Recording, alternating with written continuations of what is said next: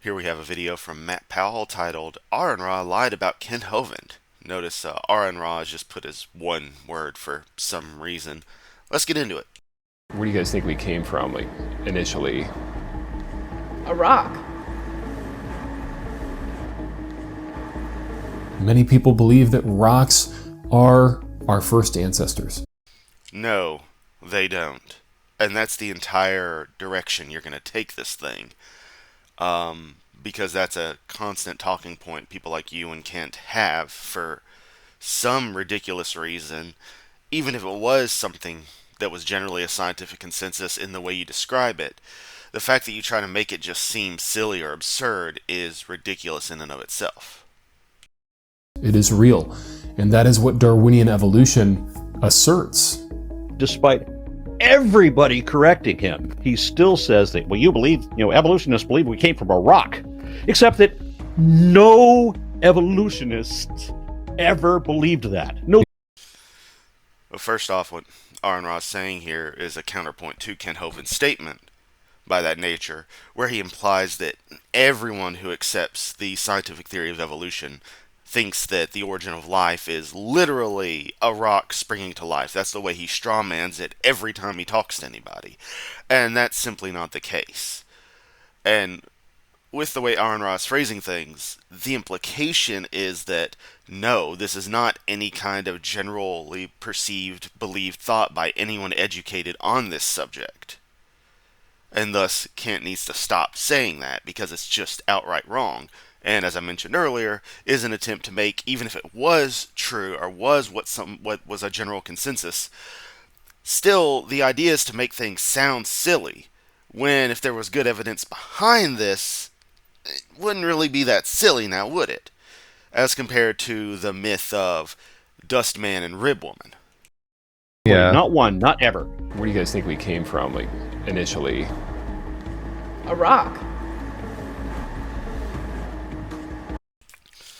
Now, this clip is taken from a video of Matt's that I looked at previously, where he ran around a college campus and was asking people random stuff. And I'm not trying to say anything bad about this young woman, but she's a student.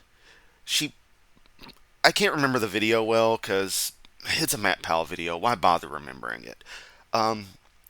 I'm not sure which exact end because at one point he went to the art building or something to that effect. So this could have been during that. I doubt this person is in biology to any degree. You know, there's plenty of other courses they could be in, and something just doesn't give off that vibe. And plus, this awkward grin of "is that not it?" seems to imply that they're not fully immersed in abiogenesis and such.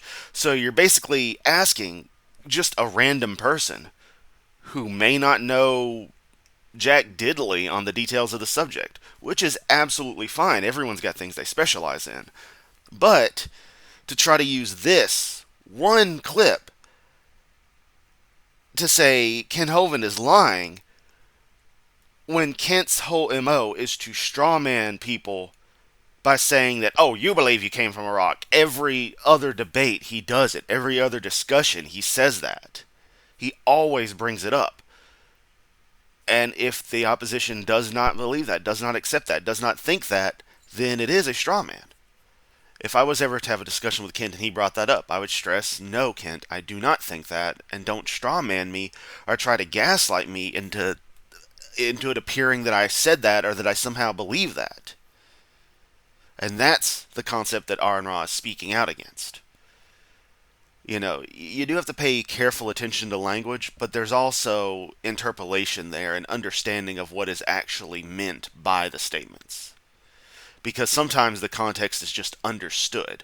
But when you take things out of context like this, you're not showing Kent constantly bringing this crap up.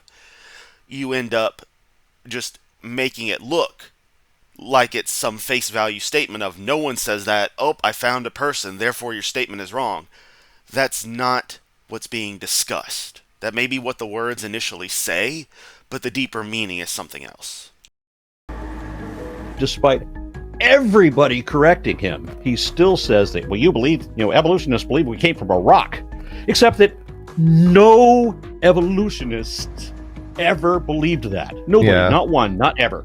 Yeah. So he says we all do, nobody ever did. This is just a lie he always tells and cannot correct. Kent Hovind is not a liar. Yes, he is. His claim that evolution teaches that life descended from a rock is a very correct claim. It's No, it's not. founded upon evidence. You could even type in on Google, "You owe your life to rock." It'll bring up a paper called "You Owe Your Life to Rock," and it Yes, because when you do an internet search for a particular thing, due to the way internet searches work, you will oftentimes find that thing, or whatever got the best search engine optimization to come up for the results of searching for that thing. That's how the internet works, Matt. talks about how erosion of metal-rich granite long ago set the stage for multicellular life. Okay, so that's not saying that life came from the rock. It's saying that rock erosion set the stage for it, which is a different thing. In this paper as well, it says that rocks and minerals must have played key roles in virtually every phase of life's emergence. That text says, life arose on the young earth as a natural chemical process. So it's already talking about chemical processes there. More than half a century of experimental results has underscored the dynamic interactions of atmosphere, oceans, and rocks that foster this ancient transition from geochemistry to biochemistry.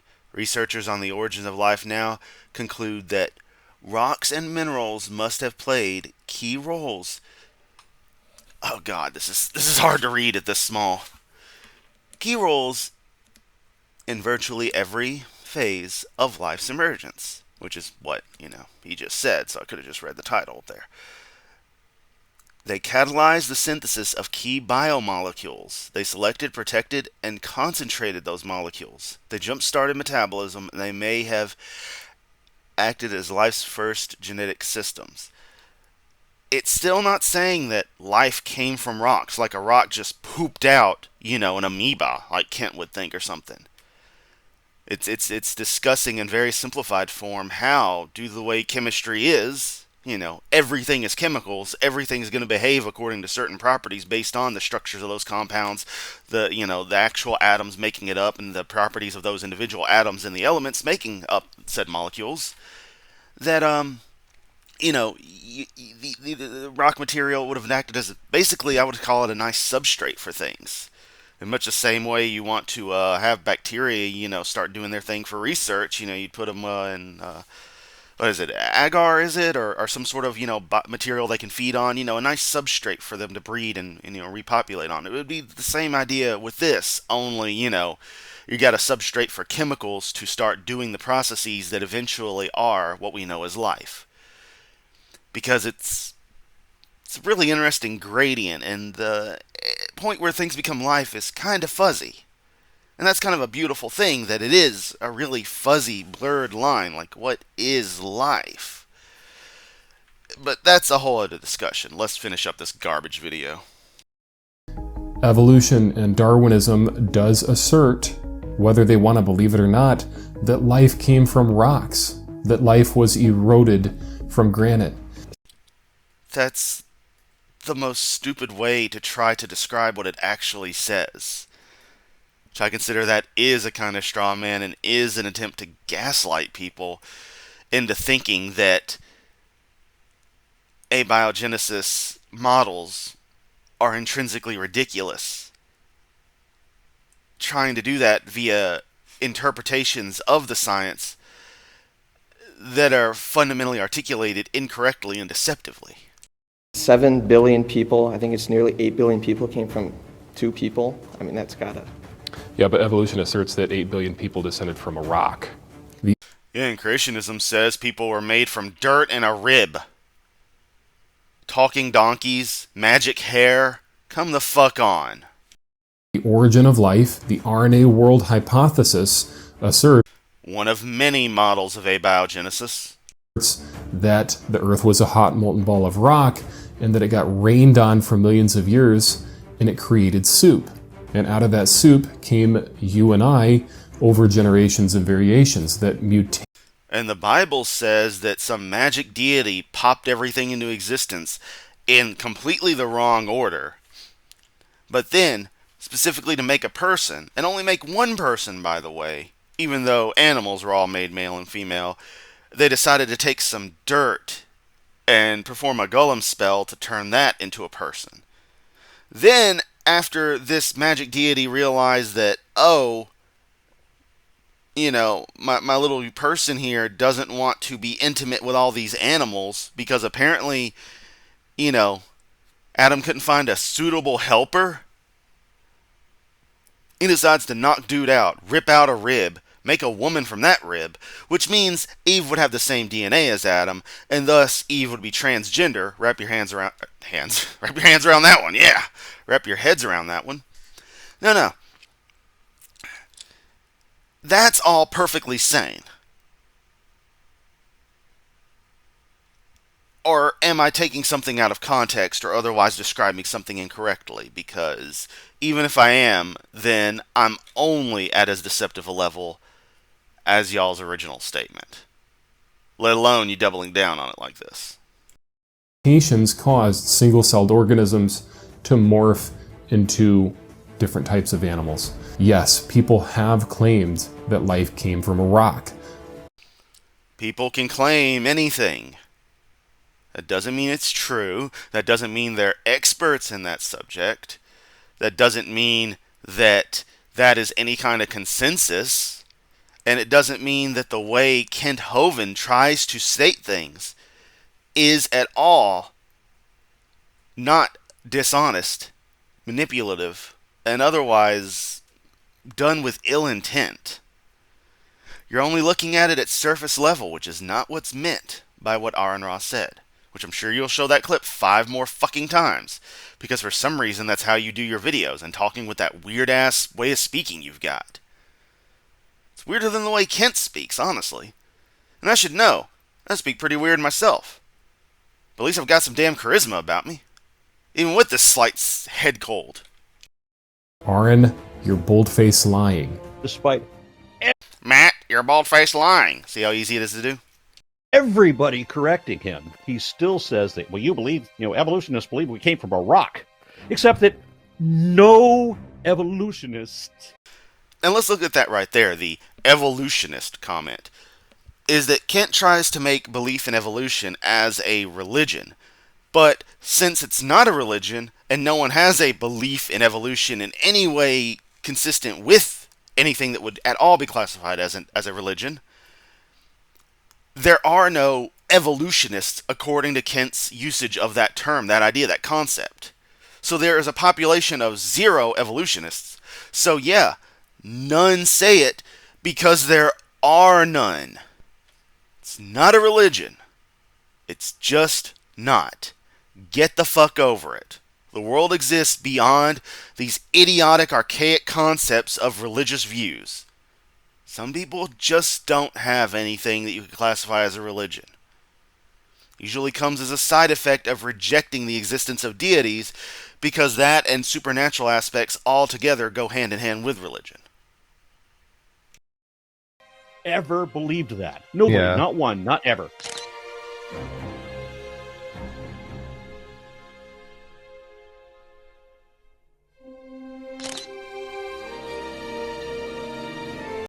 I'm gonna show these same 2 articles with music playing.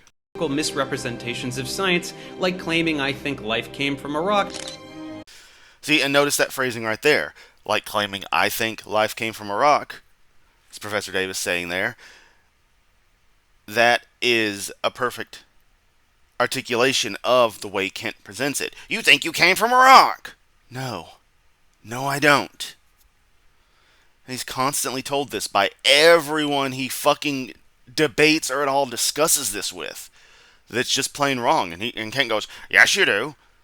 No, Kent, I don't. You don't know what I think. Shut the fuck up, and how about you actually listen to what somebody says and what they actually think, and then address that.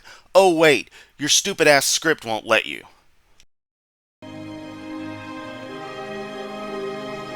And that right there, ingredients for life. So rocks are a delivery mechanism, not the origin thereof. There is a difference between that. Is the mail truck dropping a letter off the origin of the letter that you get? No.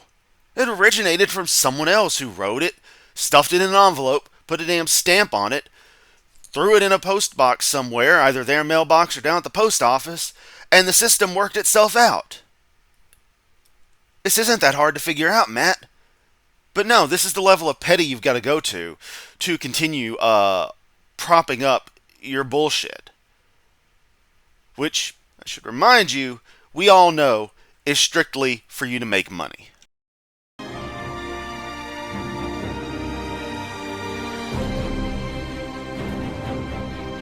And then show a piece that uses the colloquial evolution term, co-evolved, use a colloquial meaning of evolution. Yeah, this is just, it should have been written better, first and foremost. But again, this is a piece, even if it's Smithsonian related, that's going to be written for the average layperson to sort of, who's scientifically interested to peruse.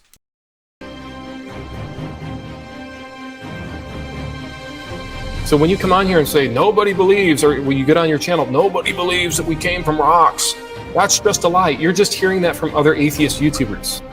Because this is what evolution teaches. If evolution teaches that the Earth was a hot, molten ball of rock, and then it rained on the rocks for millions of years, and out of that soup came me and you over generations and variations, that is what evolution teaches then, is that we evolved. No. Especially since evolution just describes the change in morphology, genetics, etc. of populations of life forms, already existing life forms, over generations, as demonstrated by various natural processes. And some artificial processes, which are accelerations or otherwise intentional manipulations of those processes. Selective breeding and the like. So, don't strawman people, Matt, because that's just a dick move. From rocks, that we descended from the chemical elements contained in these rocks.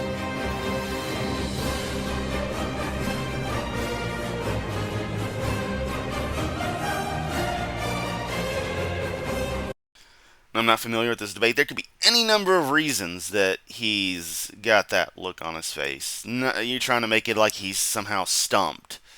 And he could have not been able to articulate a response to that immediately, because it takes a while to process, to tear down such bullshit, the ramblings y'all do, break it down, and then reconstruct a proper response piece by piece that you assholes won't try to manipulate for your own ends, because that's another thing creationists always do, and just deceptive grifters and shit always do. Also, the irony's not lost on me that was apparently on Brett Keen's channel, or Brett Keen was involved down there somewhere.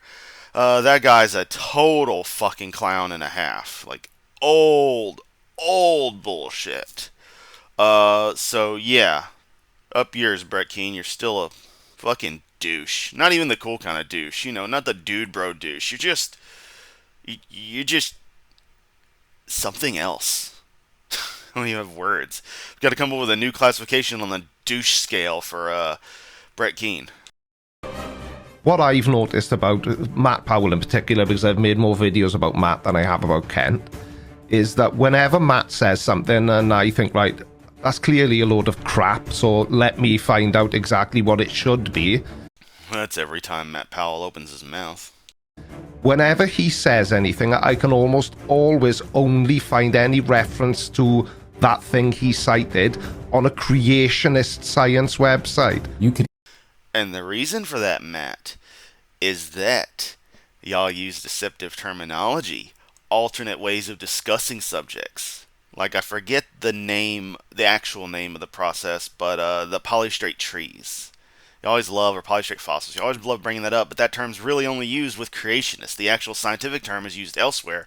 Hence, if you search for that lesser used term that's only used among creationists, you of course get creationist publications, as opposed to the actual term for the particular topic, whatever it may be, in which you'll find the real information from the actual scientists.